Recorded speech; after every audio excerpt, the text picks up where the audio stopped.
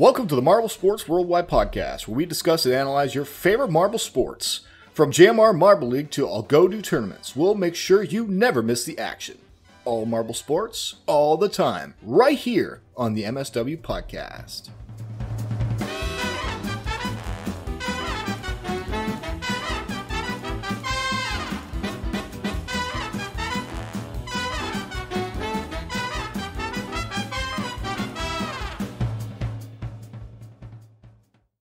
Hello, everybody, and welcome to the Marble Sports Worldwide Podcast. My name is Brendan.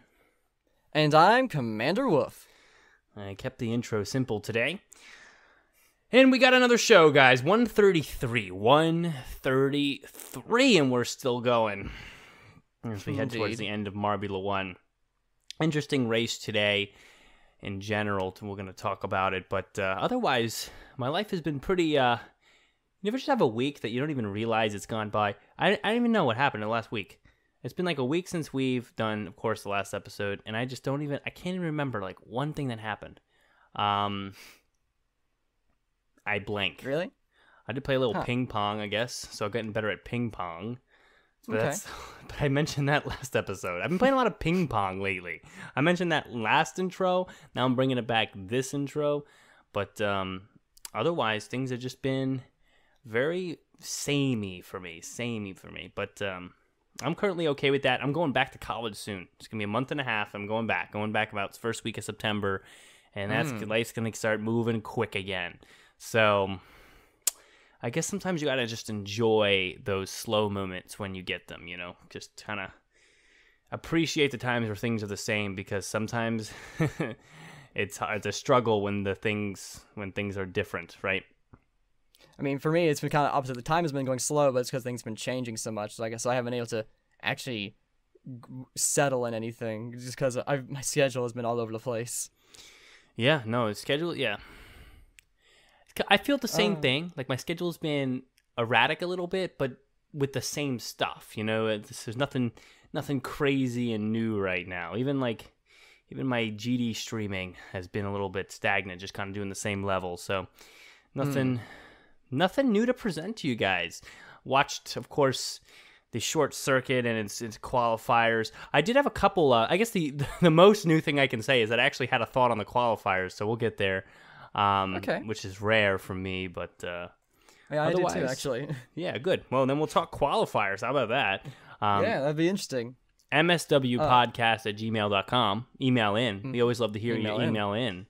So indeed, please do that. Indeed. Because then we can talk about what you're saying. So yeah, I guess other announcement from my end. So 2 days ago we're recording the 15th. 2 days ago was my 3-year anniversary of becoming the official co-host of the show. Oh, big news! 3 years! Indeed. Wow. And if you remember, that was episode 10 when Hershey first guested on the show. So that'll really put into perspective just like how much has gone on since then. Yeah, Hershey is now removed from this community for good, or for the most part, and he was just starting back then.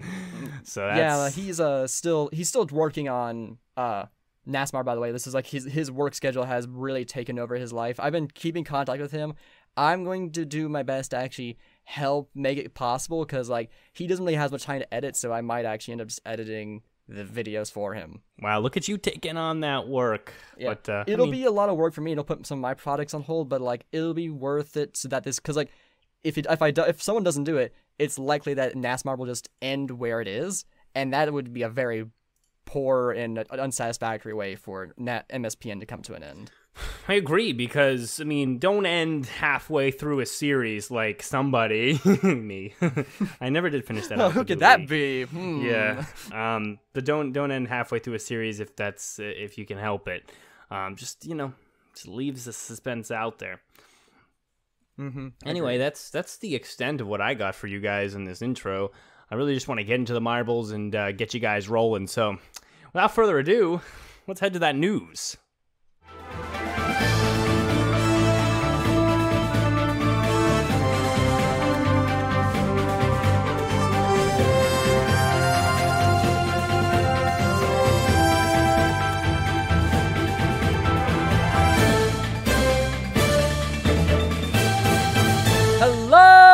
Marble Sports fans! I'm Commander Wof, here with the Marble Sports Worldwide News. We've got a really exciting race to get to, so let's just get right to it. Race 9 of Marbula 1 Season 3 marked the return of the Short Circuit, which has been largely unchanged, save for the addition of helices near the very end. These helices proved to be quite the challenge, with marbles getting stuck in the middle sections of the helices and piling up, allowing marbles to pass and get stuck, and this ultimately led to Bolt taking the lead ever since lap 3, and they just carried that all the way to the end. So the real battle was for the last 2 podium spots. And what an aggressive fight it was! Speedy, who started on pole, had a lot of challenges from several different marbles throughout the race. Minty Flav, Pinky Toe, and Mallard, who came from the mid-pack, all gave them a run for their money. However, Speedy's skill, speed, and aggressiveness ultimately won out, allowing them to take the second place spot. This left Mallard to take third.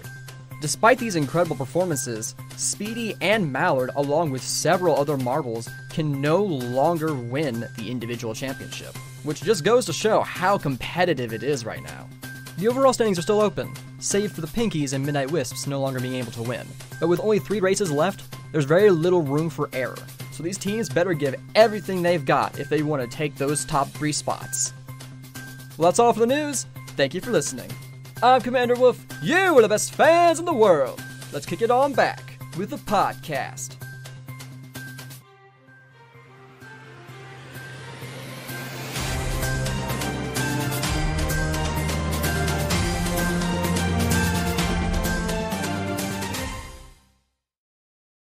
We are back from the news. Thank you, Wafa, for doing the news. That's what you do. No problem. Gel's Marble Runs, 1.36 million subscribers. They dropped, man. It used to be at 1.37 a long time ago, and now they are lower, which still blows my mind because to someone who doesn't know all the internal drama, it's amazing. This is something never. It blows my mind every time again that I see it. Marbles racing and all that.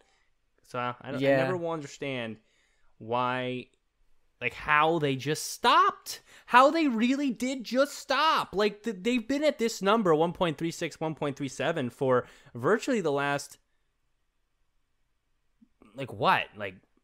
year?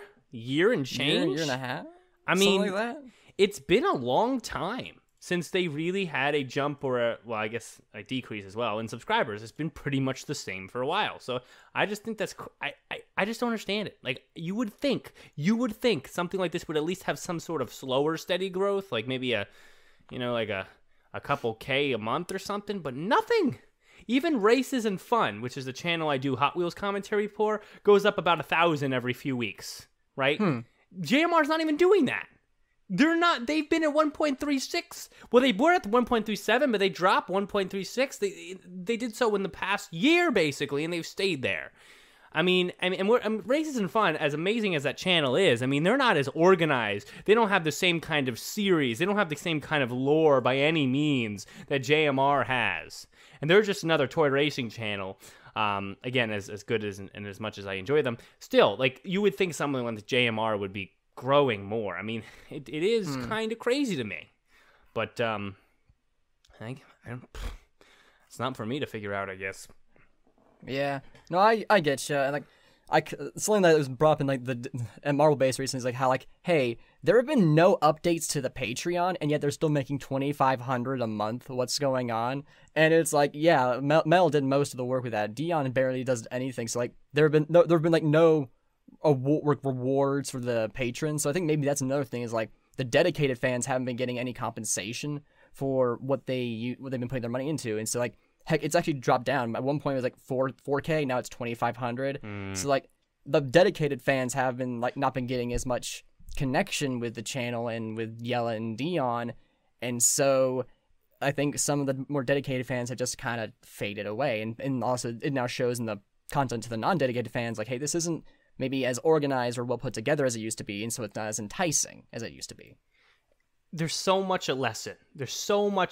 Even for anyone listening, really, for what we see here, and that is whatever you do, whatever idea you might have that's gonna with the, I guess, the attempt to affect a lot of other people, you know, whether you're making content yourself or any kind of idea where the goal is to serve or produce something for other people to enjoy. If you cut out the aspect of focusing on the individuals and the community that are enjoying, hopefully, your content or your product, if you cut out that engagement, if you cut out that extra kind of perk and the fun of that, then you're going to kill your whole idea, no matter how good it is. I mean, come on.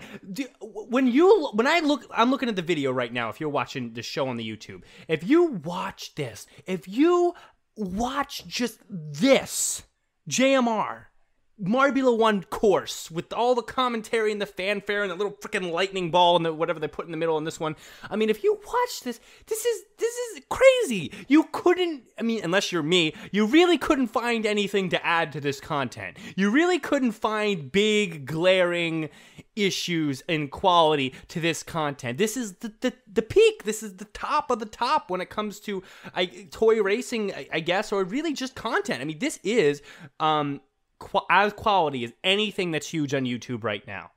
But you see it fall flat by a large margin because of the lack of community engagement. I mean, when you drop $1,500 because you don't touch the Patreon, I mean, that's on you, you know? I mean, I don't know if to blame Dion only, but I mean, definitely that lack of engagement.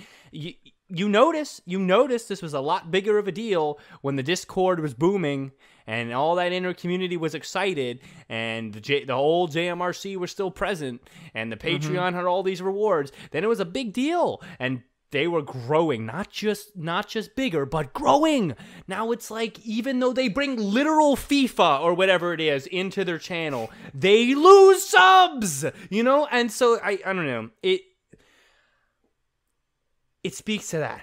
Whatever you do in life that involves other people, put the other people first. Put them first. Because you won't grow if you don't put the people you're trying to engage with first. Yeah, no, like, but speaking to like the whole, no possible improvements, like some people in the Discord point out like how, hey, there were some missing points and like some graphical errors like during like the qualifiers especially, like how like, hey, there's like, it's like the time, because of flashing lights, some of the timing was off, and so they forgot to include, I think, Speedy's pole point and stuff like that. So like there have been some more mistakes, I think, than there ever have been. And I'm not gonna say that I blame the JMA, because like, if you remember that letter from the JMRC, like how, and like from my talks, and like sometimes they would like get like things like need to fix like within just a few hours. Like they weren't given enough time, but they just like, they were so dedicated that they really forced themselves to work really quickly to try and fix and catch errors before it hit the internet. The JMA like are maybe just not or more realistic. It's like, we don't have the time to do that, and they're not going to force themselves to do it. But as a result, that means there's more errors that get through. So like, it's not really the JMA's fault, but at the same time, it is because it's like this wasn't a problem before when the JMRC. Well, was imagine here. if they were paid. Imagine if they were paid even a little bit. JMA was paid. That's true. If they were paid. Here, take $50 a week or $20 a week. Sit here and watch this video and actually care about it. You'd be amazed. You'd be amazed what those people catch if they had that. True. They would sit here and record an hour podcast like I'm doing if they were paid $20 a week to critique the video. But you know what? They're not paid anything. Because you know what? Dan doesn't care. He doesn't care. He's like, whatever. If you help, great. If you don't, whatever. Mistakes, whatever. You know, he doesn't care. He doesn't. And there's that dynamic between the two brothers really slows down the ability to produce things, you know, with fast and stress-free.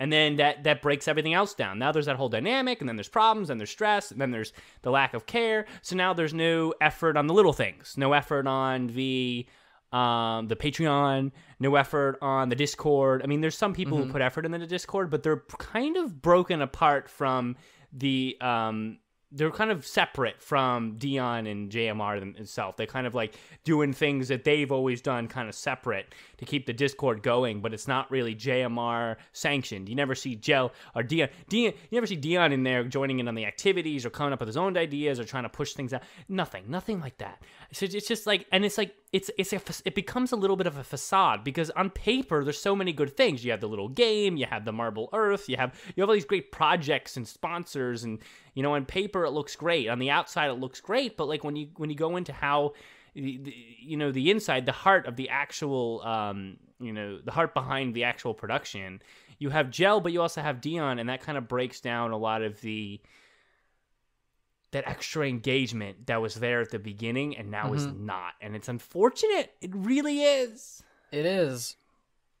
And, like, I can't remember, how many months has it been since the whole Dion JMRC scandal? I think it was it near the beginning of this year in March? 94 was when we had Dion, so it probably was around the beginning of this year, yeah. Actually, I think because that was before the Hunter special when I came to visit you, so I think more than a year has passed since that happened, right? You visited me when I was still in Jersey, so over a year, yeah. It was last April, I think, if I remember correctly. 94, it says 1 year ago, and the exact date was April 23rd, 2021. That's right. So so we're actually a year and a few months now past that, and I don't remember. You know what, Wof? You know what? A year and a few months of 1,360,000 subscribers. 1 year and a change. Like I said, 1 year and change of the same number. Right as we address that problem, which is a big problem that doesn't show on the outside when you click on this video, but does show on the inside. Look, same number. Mm-hmm. It hasn't moved. Yeah. It hasn't moved. It's gone down. It has not moved. It is crazy how that is true, but it is true. I don't know if we said it in the episode. We probably did, knowing us, but it bears. It's not obvious at this point. All that fallout has affected the quality and perception of the channel. Like, even people who don't know that in the deeper community, who are just only watching from the YouTube, the fact that the numbers aren't going up clearly shows that they can tell there is something different about JMR compared to what was happening back then. And I think it's pretty obvious that, yeah, without that dedicated group of people who put so many hours into this production, there is something lacking there. It's not as polished. It doesn't feel like it, and also the community doesn't feel as open as it used to be. And that has led to people not being as interested or leaving the community altogether. And I think that, listen, I don't know what's actually going on with the numbers, but I'm going to tell you this. My best guess is that as fast as new subscribers are seeing how good the videos are, because the videos are still good, and subscribing, as fast as that is occurring is how fast people are unsubscribing because they don't want to do it anymore. We're talking about it. We're talking in the 1.5 million people here. We're talking with a very large sample size. I would not be surprised if the true reason the number is staying around the same is because for every person who sees the video for the first time is like, whoa, wow, the mural in the back is bananas. Whatever they think about the video and subscribe, because truthfully, it's quite an idea. For everyone that subscribes, someone is unsubscribing because they're like, you know what? This is just not fun anymore. These videos are good, but, Marble One's pretty repetitive. Maybe I'll come back from Marble League, because that's by far still the best, just saying. But otherwise, it's just not... There's no excess fun anymore. There was a lot of little things. There was a lot of really cool and new ideas at the beginning of this that don't exist anymore. And there's no chance to really get your voice heard or involved. Dion's like, no, I don't want to hear from anyone in the community. I'm just going to go with what I want to do. And when you do that, you cut off communication ties. And you know what? People are unsubbing. I think that's what it is. I wish someone could find out, but I really think it's just for every person that's subbing, someone's unsubbing. I think they're getting new subs because I think people will see this and be like, whoa. But I think people are unsubbing.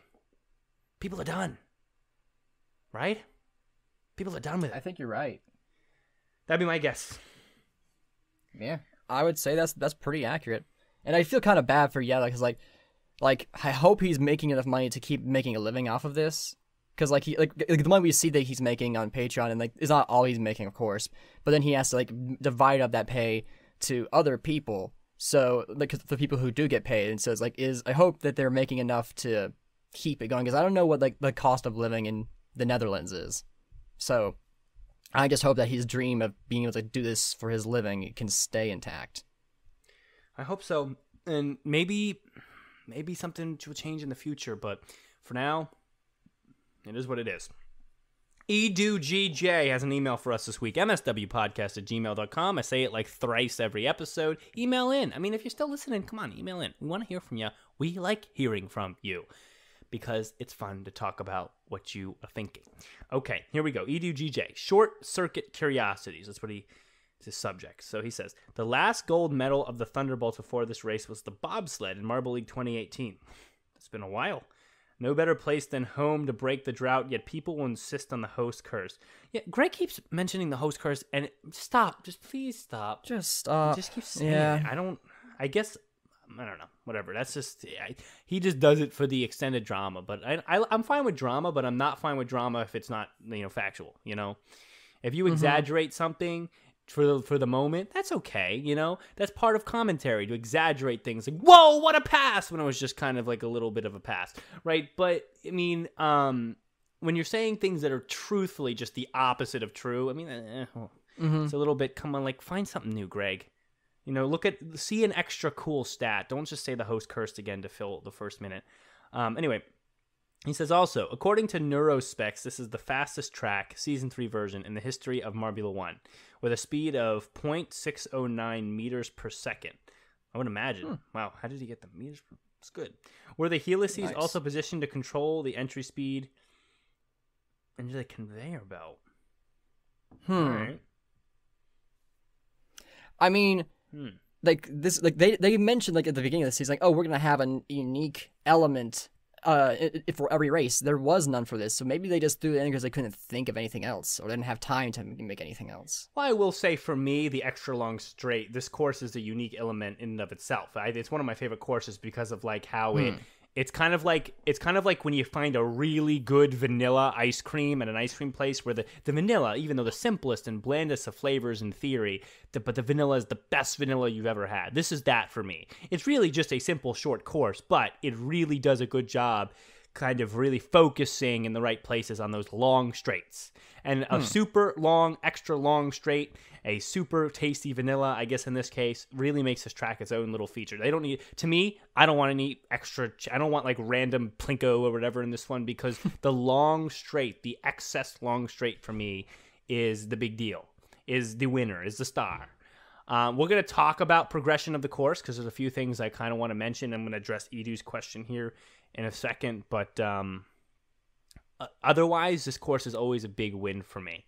So let's do that. Let's do that first, and then we'll give ratings and talk about marbles and how they're doing. Bolt, of course, will come up soon, but let's talk about the progression of this course because it's a short one, but it's interesting how they lay it out, and so you see we start with a couple right-handers, and that's just kind of set up. I mean, it would be weird to throw the straight right after the conveyor belt because usually you have a long straight into that, so it'd just be way too long. So they put the right-handers kind of set up into that. I really like the drop into the long straight. I really like it. It's just, it seems so obvious, but it still is so smart. It really makes it forces speed down that long straight. It really makes sure that it's going to be fast down the long straight. And every time it is, and most every time, there is some sort of pass. Speedy right there, if you're watching with me. There's some sort of pass or some sort of gap closed or maneuver based on how marbles dropped in, which is, to me, is always exciting. And I don't know, that's, to me, a strong point for this track. But, I mean, right after that first straight, you get to the first weak point, in my opinion, and that's the first hairpin, which needs to be banked. Needs to be banked. Needs to be banked. You know what?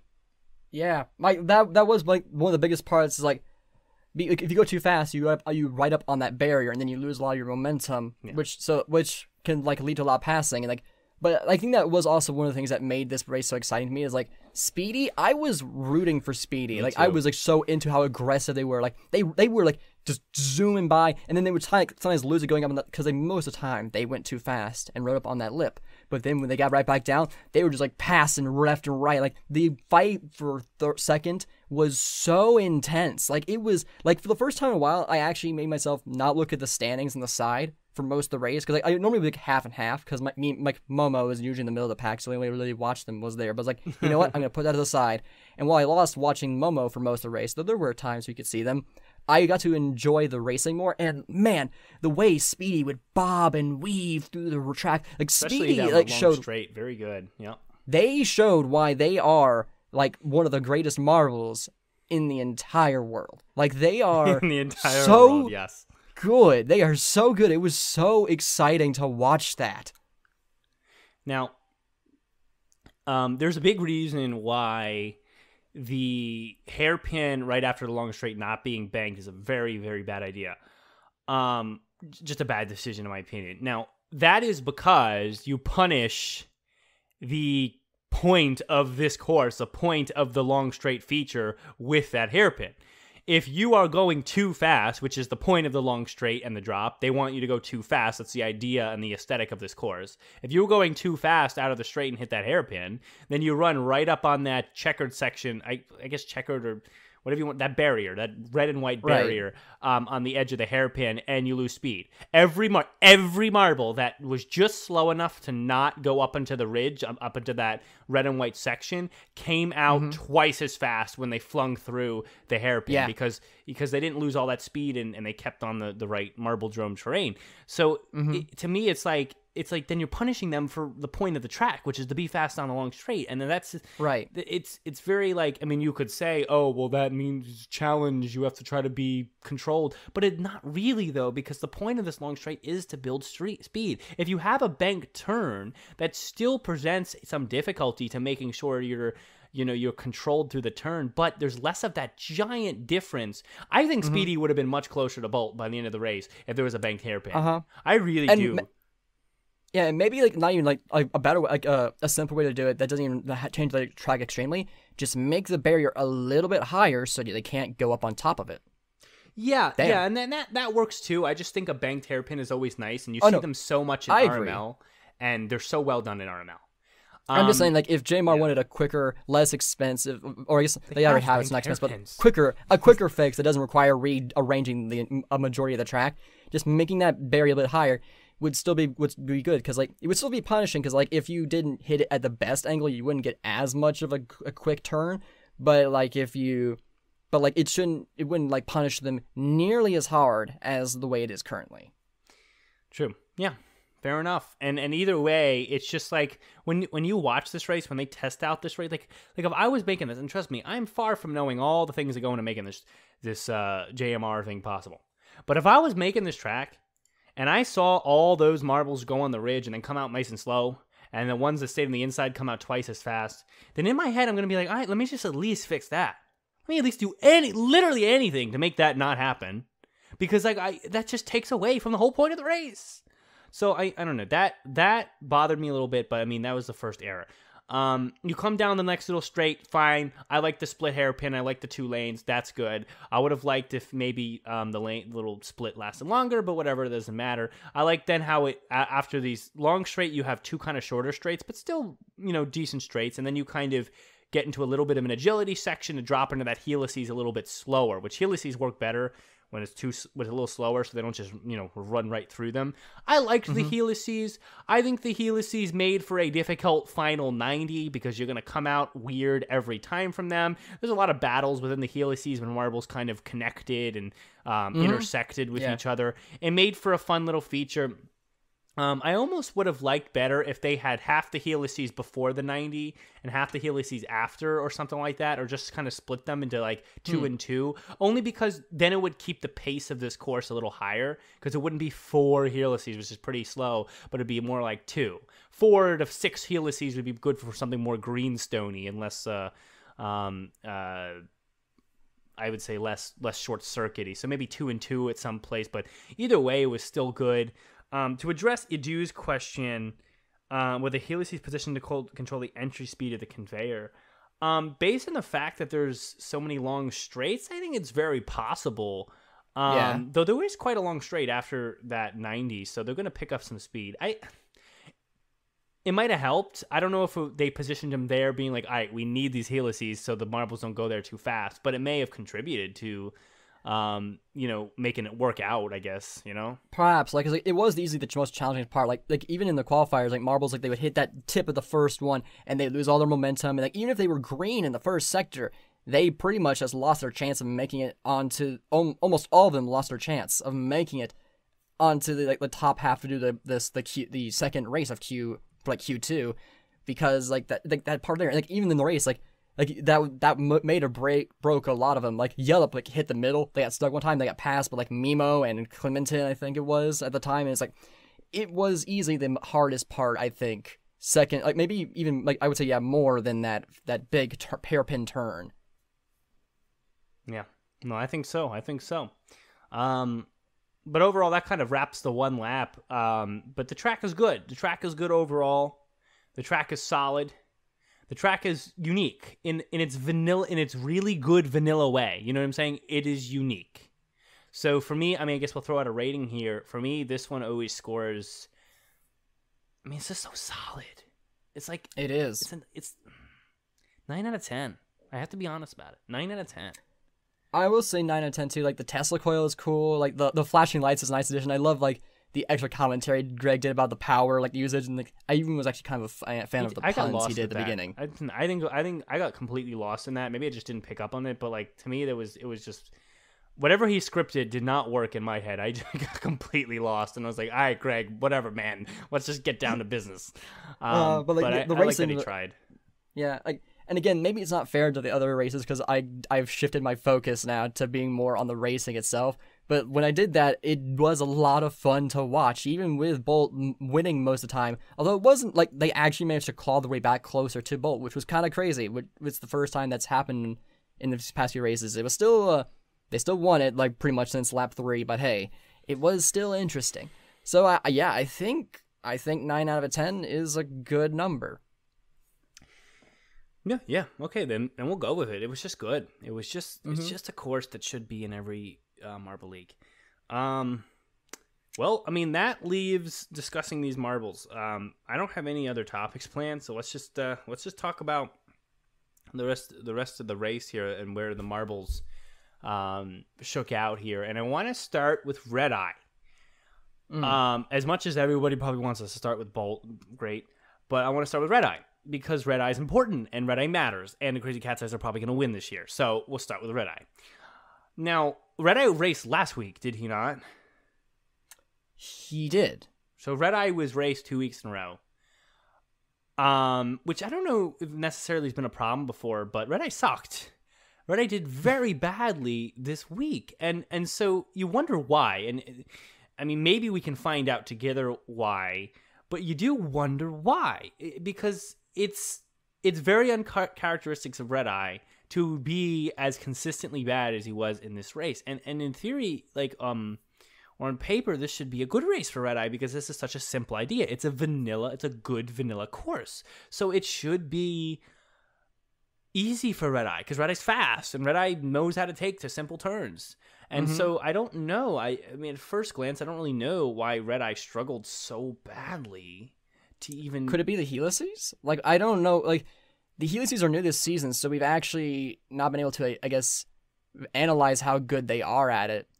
Well, really. Red Eye did well with the helices, like a couple tracks. It was 2 or 3 tracks ago where I talked about Red Eye and how we addressed the helices, and he did a good job. Though we did kind of roll over the top of them. I remember talking about that a lot, and that kind of helped right, yeah. But I mean, but again, like those are such a small part, and he was already way out in the lead in that course anyway. It's hard. It's hard to pinpoint the problem here. But if you see the progression here, I have the little graph up. You got Red Eye started up he stuck with it for a while up in the top 5, top 7 area, and then just fell after the first few laps, and it was just terrible. It was just terrible, and it was not even a progression. He kind of ended where he fell to. He going up a little bit, went down a little bit. He ended kind of in that what was it like 10th or something, 11th. Just not there, like not present in this race. And I wonder whether they should have ran him out there another time after last week. Because, maybe there's some fatigue, but it was just, it's confusing to say the least. No, I guess it's just as equally confusing to see Bolt just lead the whole race. So, I mean, I guess that's in there too, because I mean that's not what you would expect. I mean, Bolt doesn't stand out. I don't know how. This was a very odd race with the outcomes. You're not wrong. Like I think, like and maybe it is the Helices because like, there was a lot of bunching up in there. Maybe that's like Red Eye's biggest weakness is like when they're that close together, they can't gather enough speed to really get past. I wonder if Red Eye's like comparable to a high speed, low acceleration kart in Mario Kart. To explain what I mean, in Mario Kart, I'm sure everyone knows Mario Kart to some degree. In the newer Mario Karts, Mario Kart 8. To call out here, every kart has a different type of stats, right? There's speed, there's acceleration, and there's handling and whatnot. And there's two different types of karts that people will make a big deal out of using, or like the best of players will gravitate towards when when you're racing a lot, like people who are really trying to grind Mario Kart and be the best of the best. There's two kind of karts people will gravitate towards, especially back before now. I think there's like a different meta now, but for a while there was two different types, and that was one of them was a super high speed kart, and usually that came with a lower acceleration. Well, actually, most of the time, all the time it did, because if you had high speed and high acceleration, that'd just be the best kart. But yeah, usually the high speed, we're talking like that bar almost filled in the speed column, acceleration pretty low, or medium at best.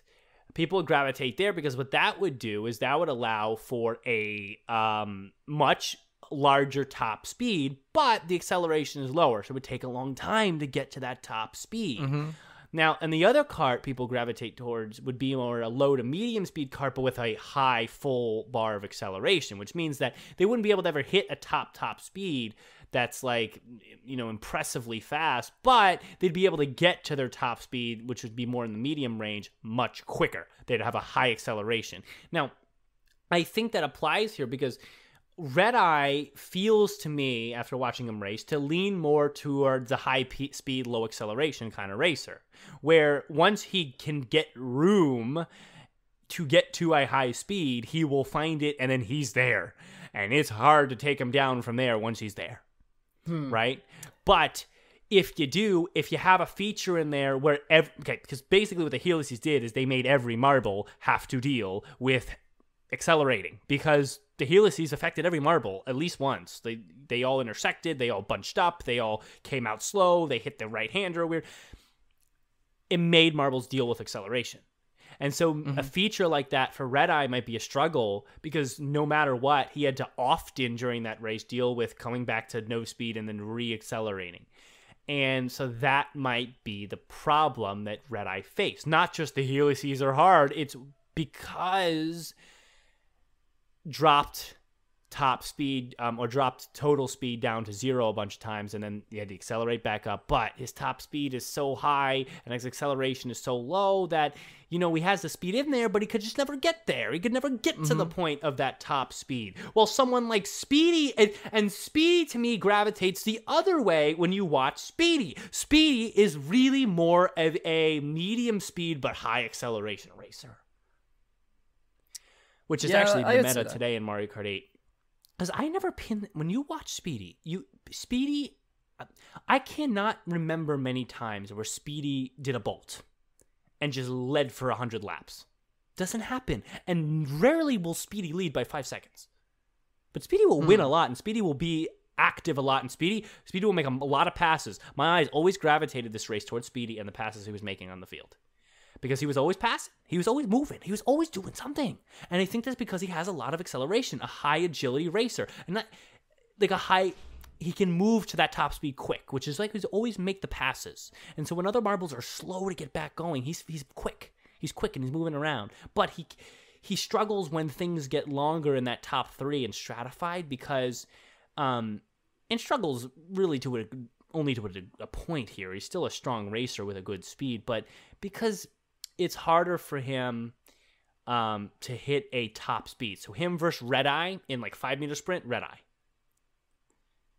Or more like even on a longer race, actually better said. And a 5-meter sprint might be too short for Red Eye to hit that top speed. But him and Red Eye, 1v1, I would say Red Eye. But him and Red Eye and like 15 ball bearings, I would say Speedy. You know what I'm saying? So I think that, I've never kind of proposed something like this before, but hopefully the Mario Kart analogy helped. Kind of think about that. Every marble, and sorry, just a point. I just want to point this out quick. Every marble is going to have a different level of acceleration and a different level of speed.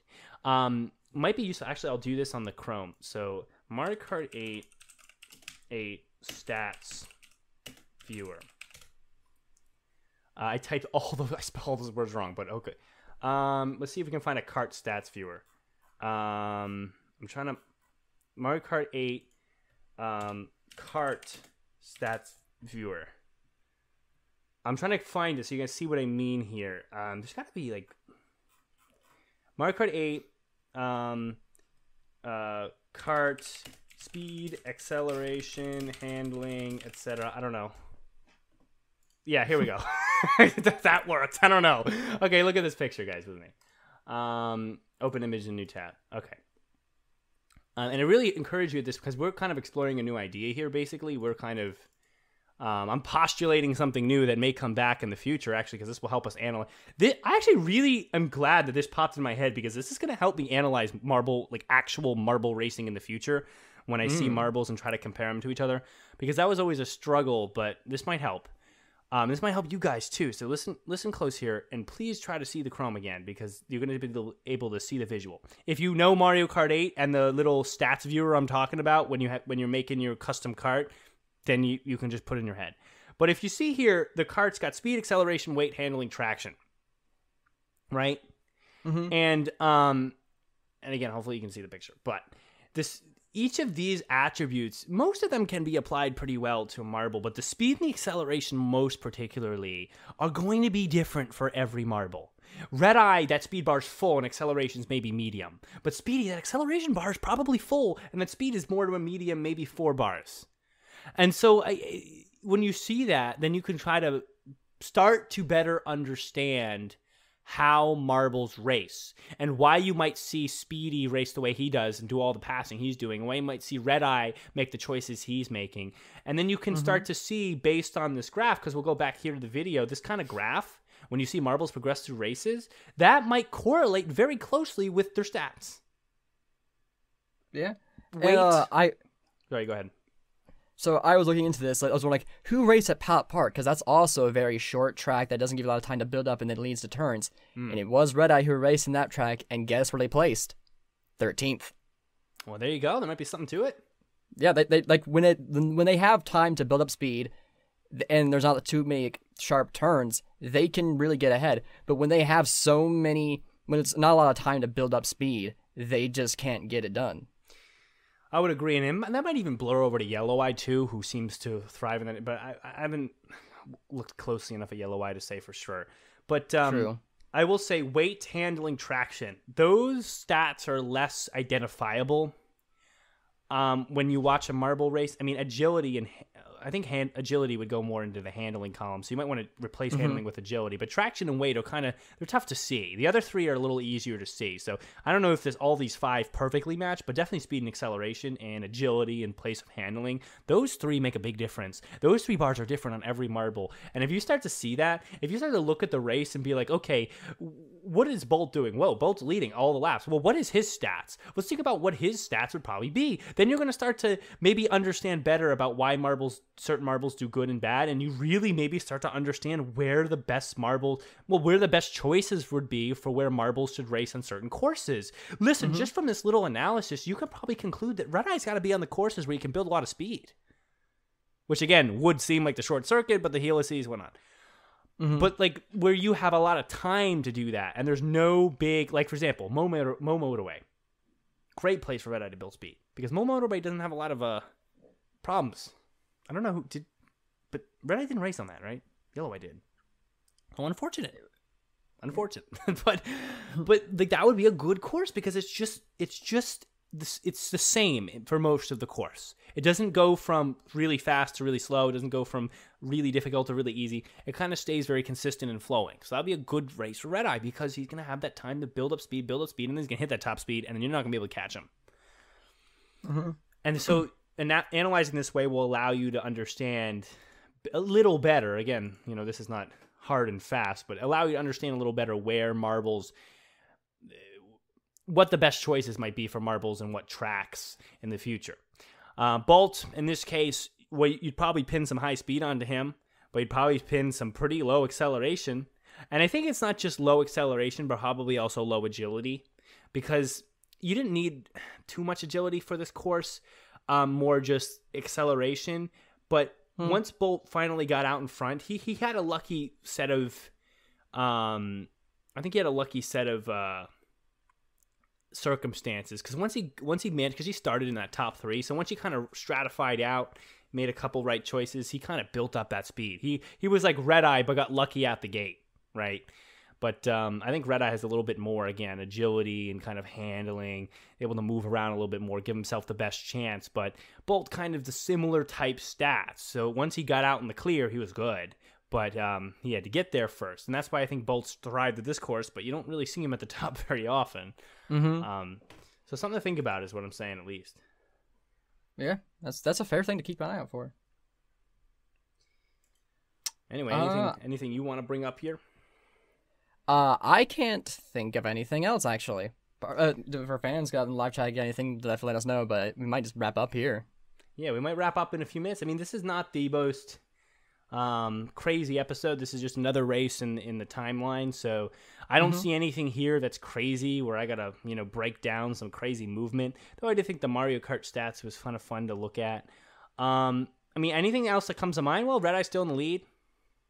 Does have an extra race Grand Prix, so things might shake up a little bit, but the top 3 right now in those current standings have an asterisk. So Red Eye, Clutter, and Royal have all raced that extra race. So Origin and Arip would be the only ones in a possible spot to overtake Red Eye after the next race port evens out again, but again, we'll see. So yes, E.G. brought this up. The Crazy Cat's Eyes are confirmed to be the hosts for the final race. I saw that. Right. Mirage Meowton. Mirage Meowton? No N. Meowtan. Meowton. Oh my gosh. Meowtan. But, which is wonderful. And honestly, I would have loved them to stick to something and end it with Midnight Bay, but they don't care about tradition. What is that, by the way? What is that with JMR? Because they stopped with the Sand Marble Rally as the last event of Marble League 2. And I just don't know why. I don't know why, because it makes so much sense. And then they switched to, I guess, Marbula 1 type track finish. Now they're switching to Midnight Bay when it was almost a tradition. 3 times it's a tradition, so I was hoping, but I guess not. Unfortunately. Well, it's important not to be a tradition for that, because they may not always be in Marbula 1. So having them always host a race might not actually work out. Maybe, but I feel like still, I don't know. I feel like they should try to have some sort of tradition for the end. At the very least, Sand Marble Rally should always end the Marble League, and they didn't keep to that. Whatever. Other important things to point out. I mean, it was a good race by Bolt. Got to give credit where credit was due. Strong race. Indeed. A good race by Speedy. Really a better race by Speedy than Bolt, because Bolt just got in front. Speedy had a tough time, and he did a good job racing within all the marbles and just finding the right places to make moves. Lost out a lot because struggled out down that first straight into the hairpin, struggled a little in the helices, didn't get any lunky bounces to get some clearance, but I was hoping he was going to get some clearance at some point and make a shot for Bolt, and he almost got there, but needed a couple more laps maybe. But still a strong race from both of those marbles. And Speedy right now is sitting in 7th overall, but unfortunately is red because he has an extra race, so he actually can't still win. He only has one more race, so he couldn't actually possibly win. But he'll have one more race, and if he races strong there, he's still going to finish pretty high. So I'm hoping for the best for him, because I think Speedy is he's performed where he's needed to perform this season. It's just that Rapidly, don't want to dwell on that too long, right? But Rapidly is not done what he's been called to do. All that being said, this race is kind of... We even mentioned, the pinky toe. The pinky's been doing so terrible, and all of a sudden, there they are, fighting with Speedy, of all marbles, for the 2nd place position. What the heck? Which is, and it's odd to see. But, Like, I wonder, is it don't know because this style of track, like, we don't ever analyze the pinkies because they've never been doing good, so it's hard to know. Do they just do good at these types of races?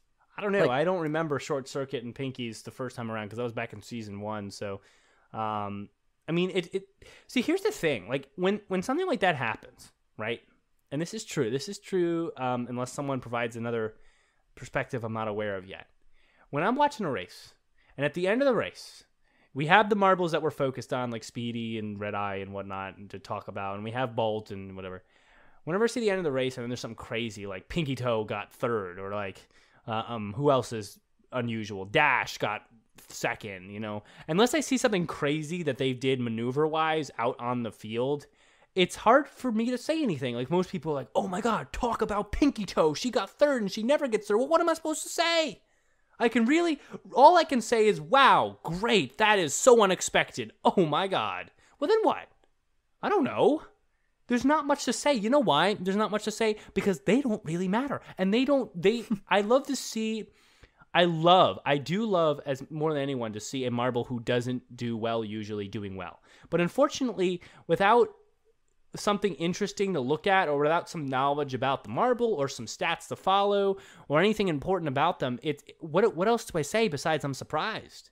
You know, I do my best to pull out things that no one could notice. I mean, I just related marble racing stats to Mario Kart racing stats. I mean, I do try. But Pinky Toe, she just had a good race out of nowhere.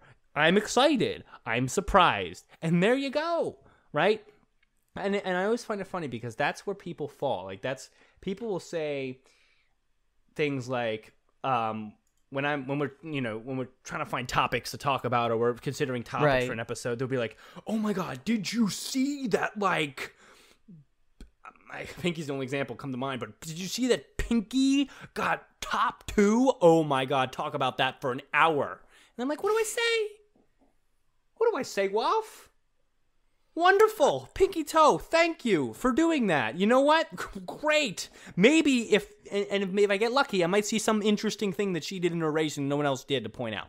But then what do I say? I'm happy that something surprised happened, but I can't go on about it. I don't know.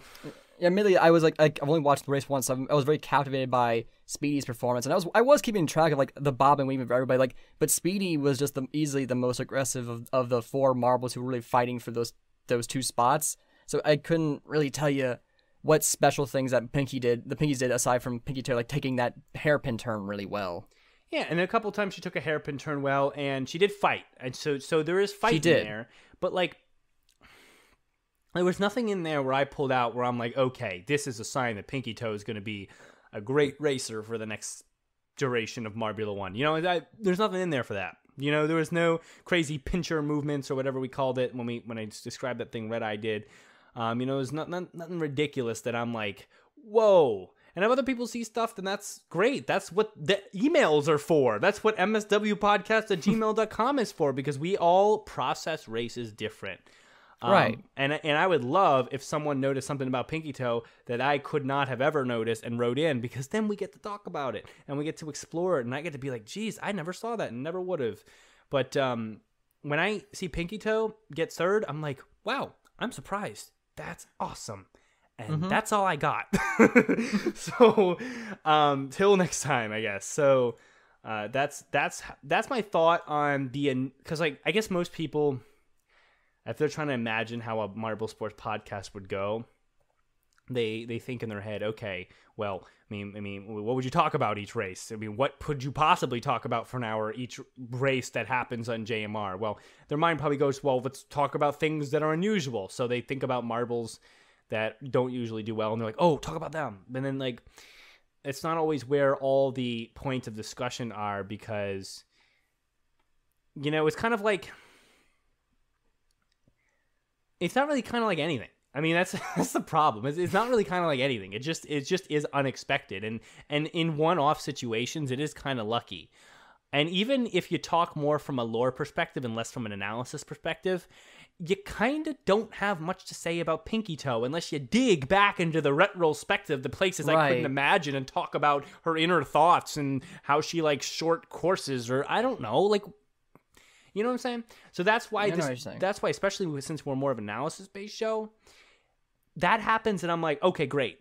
But then, like, I'm like, okay, let me look at the long term of Speedy. Let me look at the long term of Red Eye. That's more surprising. Let me judge the course, because I think there's so much more objectivity. Subjectivity. It's a better word, obviously. Subjectivity in discussing the course itself, discussing how that should be, discussing if Rapidly should be back next season. There's so much more subjectivity there where we can provide opinions. There's not much subjectivity on a one-off bad team doing good. What's the subjectivity? Oh, I think that's crazy. That's it. That's all I can really say subjectively about Pinky Toe doing well until I see more from Pinky Toe that makes me talk about her racing and particularly what it's about. So, I don't know. That's what I think about it.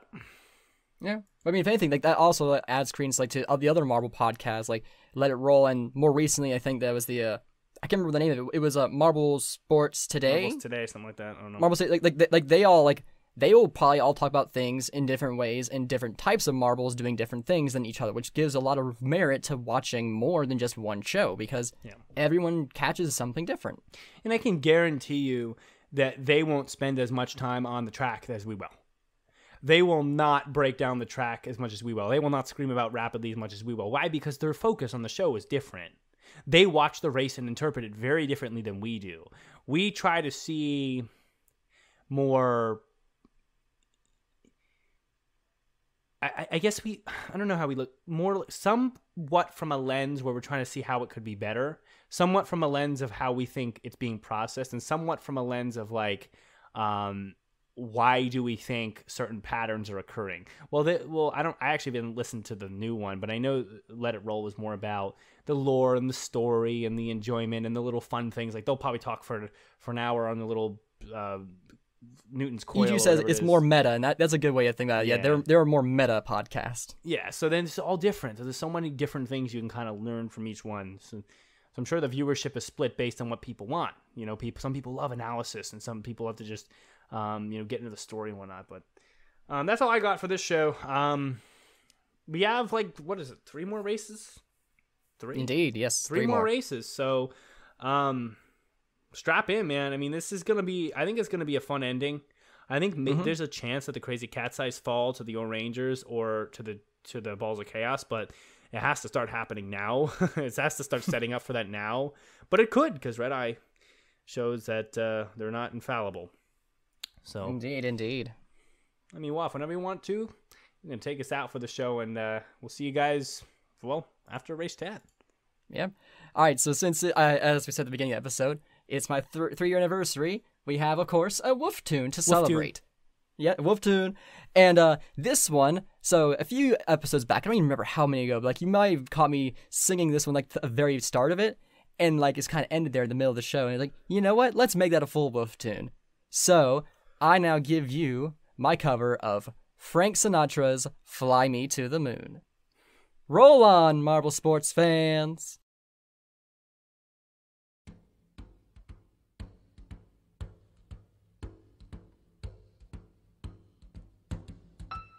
Fly me to the moon, let me play among the stars.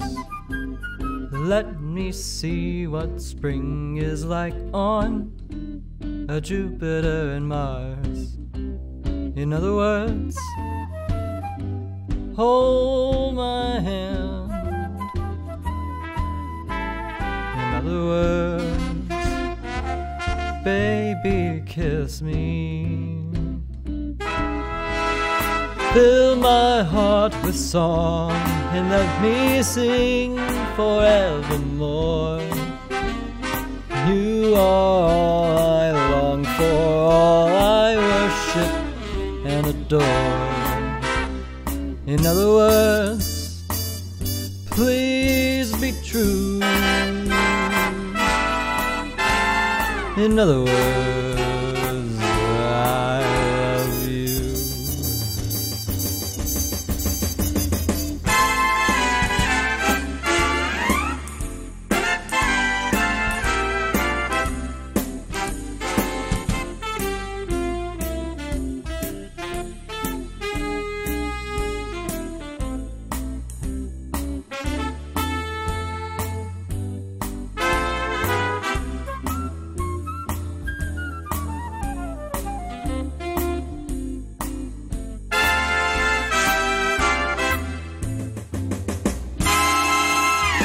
Fill my heart with song, let me sing forevermore.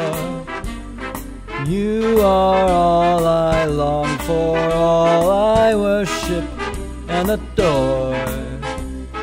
In other words, please be true.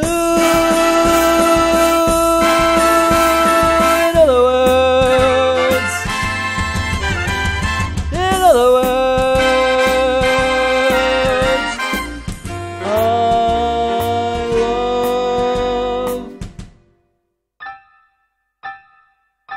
you.